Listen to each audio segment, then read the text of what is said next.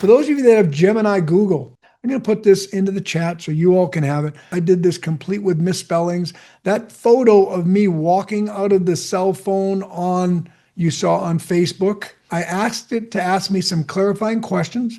I'm going to put a second part of the prompt in there because it asked me questions. There's my answers to those questions. Look at this prompt, guys. That is the whole prompt that you're looking at right there. It asked me 5 questions, and then I answered it with this prompt right here.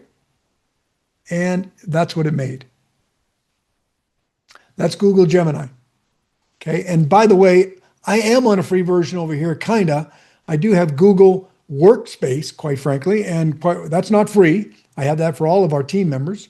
And so it comes as a bolt-on for Google, Google Workspace, right? So my Gmail account and so on.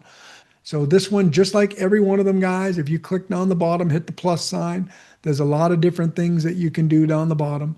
One of them is choose your tool. I did choose Nano Banana, but I think it will automatically default to that. I'm not sure. I knew to click it, but I think when you're doing image generation, it'll automatically do that, guys.